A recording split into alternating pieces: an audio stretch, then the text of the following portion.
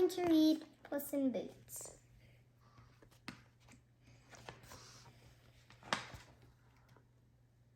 Once upon a time, there were 3 brothers named David, John, and Bruce, who were sons of a poor miller. The miller did not have much to leave his sons, and when he passed away, all that was left to divide between them was the mill, a donkey, and a cat. The mill was left to the eldest son, David. The middle son, John, interacted the donkey, and Bruce, the youngest, ended up with the cat. "What good is a cat?" cried Bruce. "I can't even afford to feed the poor animal." Much to Bruce's surprise, the cat began to speak. "Dear sir, you have nothing to worry about," the cat assured him. "All I require is a sack, a pair of boots made specially for me, and soon you will see. You have received the best insurance of all. You're not as unlucky as you think you are." Bruce wasn't quite sure what to make of this, but he thought that since the cat was odd enough that the cat would speak, perhaps the cat would also be true to his world. He quickly found a pair of boots in the cat's size and found a sack. Seeing the cat jump to his feet, Bruce laughed and decided to call him Puss in Boots. Puss stuttered away confidently into the woods. He had a plan. He gathered some carrots from a garden and put them in a sack. Then he hid behind the trunk of a tree and waited for a rabbit to find his trap. Soon Puss in Boots was rewarded for waiting. He leaped out of his hiding spot and closed the bag on his catch. Puss was very pleased with himself and moved happily on to the second step of his plan. His next stop was the castle, he ran excitedly out of the woods and over the bridge toward it. When he arrived at the castle, he asked to speak to the king and was soon taken to see him. The king's daughter, the princess, was sitting next to him. "Your Majesty," said Puss Boots, I have been sent by the Marquis of Carabas to deliver you this gift, plump of rabbits for you to eat. Please tell the Marquis that his gifts have been well received," said the surprised king. At these words, the cat bowed and left the castle. The next day, Puss in Boots returned to the castle with a tray of fresh fish. Then on each of the following days, he returned with a partridge, a plump rabbit, or some other treat. Soon the king and princess announced that they would like to meet the mysterious Marquis. Hearing the news, Bruce was scared that the king might have discovered he was not a Marquis and he lived in a miserable cottage. But Puss in Boots had a plan. "Take off. I'll take care of everything," Puss in Boots cried. "Take off your clothes and jump in the river." Moments after Bruce jumped in the river, the king's carriage appeared on the road. "Help us, your majesty. My master, the Marquis of Carabas, needs help," cried Puss in Boots. "His clothing has been stolen by thieves." The king made his carriage stop, and he made his coachman rescue the poor Marquis. "My friend," cried the king, Please accept our invitation to the castle to drive off. I will give you new clothing, and all this will soon be nothing more than a bad memory."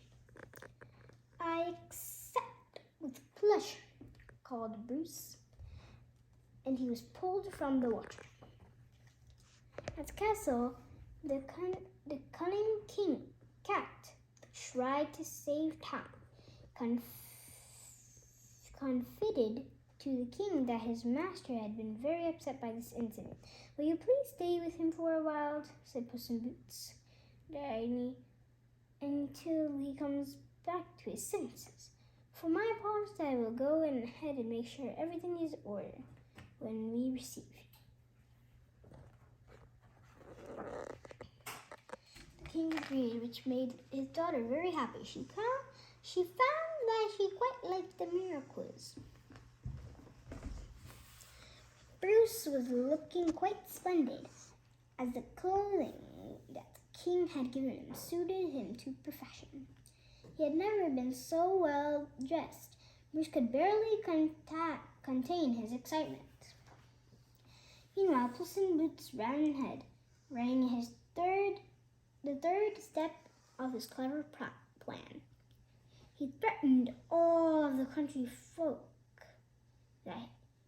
he met with horrible things,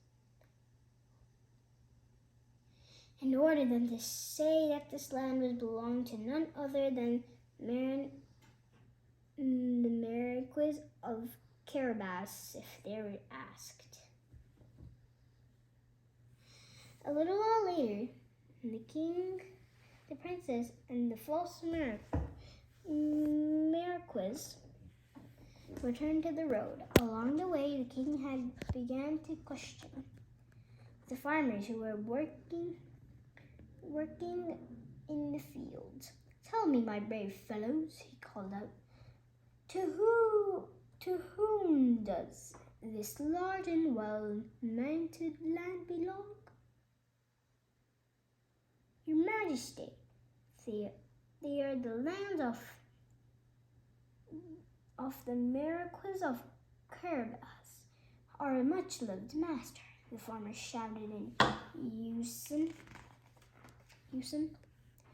A little farther down the road, Puss in Boots arrived before a castle that belonged to an ogre. He knocked on the door and heard a growling response. "I'm one of your greatest admirers," the cat called out. "I've heard that you are capable of doing many wonderful things." Flattered by these words, the ogre opened the door and invited the cat inside. For an occasion, the ogre brought out an enormous-sized tea set for the cat. I know for an example, continued